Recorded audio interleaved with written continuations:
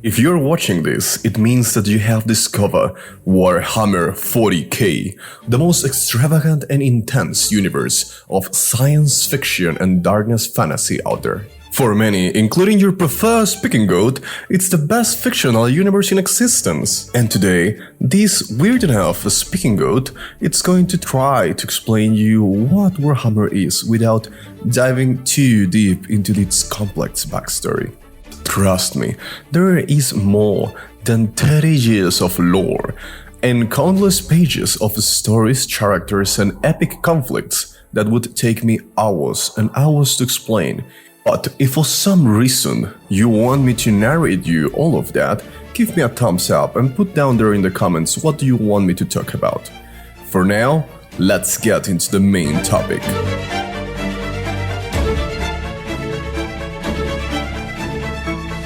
So, what is Warhammer 40k? As I mentioned, it's a franchise of science fiction and dark fantasy for adults, most commonly named as Grimdark. Created in 1987 by the British company Games Workshop, it started as an adaptation of another major title of Games Workshop called Warhammer Fantasy. Yeah, I know, the names are not the Games Workshop thing. And Warhammer Fantasy was your typical Tolkien-ish fantasy setting. You know, dwarf, orcs, elves, demon, and all the medieval stuff that you can think of. All battling fiercely in a world of constant war. And during the development, they take all of that and think, hey, what will happen if we throw all of this into the space? Yes, that will be fun. By the way, a little side note here. If you are thinking, hey, Warhammer Fantasy and Warhammer 40k are very similar to Blizzard's Warcraft, that's because we can think of Warcraft as an unwanted bastard of Warhammer Fantasy. Oh, you're asking why? Well, because at some point, Games Workshop actually hired Blizzard to make games with these IPs. But for some undocumented reason, they decide to cancel the project at the last moment. And since Blizzard had everything ready, they were like, hey, we do not want to waste all of this. So they changed a couple things here and there, use a new name, and voila! Multi-millionaire IP, yeah. Yeah, Games Workshop was not very happy about this. Although this was just the earliest stages. Over time, the two diverged into their own products. So, if you are a Warhammer fan and if you are a Warcraft fan, you could be good. And nowadays is more like a fun fact to tell to your friends. And well, that's where the similarities come from. Warhammer was actually primarily born as a collectible, miniature, board game.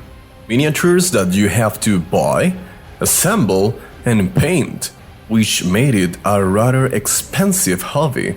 To give you an idea, if you want to buy your own Warhammer 40k miniature set, the basic army cost goes somewhere between 100 and 150 bucks, not taking under consideration the equipment to paint them, the paint, and the scenario. So yes, my broke friend, the Game Workshop assembled a literally goldmine. But you have nothing to fear, my friend. If you are a broke goat as I, you don't actually need to buy the miniatures to enjoy this wonderful universe. With more than 40 years under its belt, Warhammer has created such a vast and dedicated backstory that it captures anyone who ventures into it. The 40k in its name comes from the year in which the story is set. It's our world as we know it, but 40,000 years in the future. A brilliant decision if you ask me. Being a science fictional setting with a basis in fantasy, we can see crazy things like super intelligent scientists creating weapons that fire antimatter, fighting against necromancers and archdemons. And unlike other stories like Star Wars or Star Trek, where humanity is actually strong and hopeful in a hostile future, Warhammer it's all about war. Hope died long ago, and all that remains is a slow descent into extinction. It's no surprise that their motto is, "In the grim of darkness of the far future, there is only war." In this future, humanity has fallen into religious fervor towards a figure known as the God Emperor, a corpse who has been sitting on his golden throne, slowly decaying for 10,000 years. But hey, who am I to judge? Humanity has also 1,000 worlds under their command. But, oh dear, I hate to say but, every time that I say but, it's always for a negative thing. And yes, all these worlds that we have under our command are constantly under attack by extraterrestrial threats and supernatural beings called the Chaos Gods. I like these last ones because they add a cosmic horror element into the whole thing that it's nice. That said, even though the Imperium of Humanity is the protagonist, we are definitely not the good guys. Warhammer isn't a story of good versus evil. It's more of a story of gray areas asking what you are willing to do to survive. And this applies to everyone. The Imperium is a tyrannic, merciless regime that uses its own servants as tools and not individuals. The alien threats has their own stories, characters, goals, and can be even seen as the protagonists. Even the Chaos has its own champions with absolutely fascinating stories. And weird enough, many people consider them as the real good guys. Now, if you get this far into the video, there is a couple things that I think that it's good to clarify.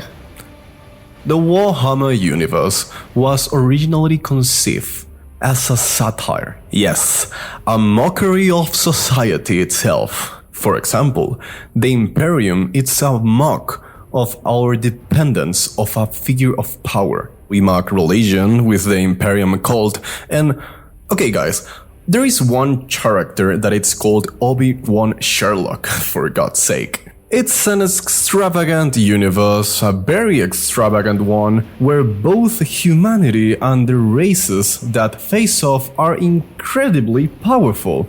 Here, worlds are destroyed as if they were nothing, and trillions of people die every single day, and it's normal, nobody cares, and it's considered part of the life. And yes, it's ridiculous, and we have a lot of comedy and sometimes involuntary comedy, and now Warhammer universe, it's taking a path of more serious stories, and it's okay, but we must not forget our roots and learn to say yes, they are ridiculous, and it's okay to laugh about it. Now, you're probably wondering, hey, but now that I know all of this information, how can I get started with this hobby? Well, my fatherless friend, there is plenty of comics, video games, and mainly books. A lot of books. If my memory do not betray me, I believe that there is more than 500 books in total. But don't worry, no, there is no need to panic. You don't actually need to read all of them. Actually, you don't need to read not even the 10% of them. I believe that nobody has read all of them. Finding just one that you like is more than enough. So, I recommend you doing exactly what I did when I get into this hobby. Look for the faction or the group that you like the most and listen their story in a podcast. Or maybe in a YouTube video. For example, if you like orcs, listen a podcast of orcs. Learn what are the orcs, what are their origin, their battles, their characters, how ridiculous they are, and soon enough, This will lead you to another faction, and you will be starting to understand the Warhammer universe, little by little. Now, if you want me to make those videos about every single faction, a long or short summary, you are the boss. You can tell me what you want. Please share this video and smash the like button. That will help me a lot. The more people, the better. I hope I have been helpful and sparked that interest in yourself about Warhammer, because I would love to talk more about it and make more videos. For now, I will say goodbye and see you soon.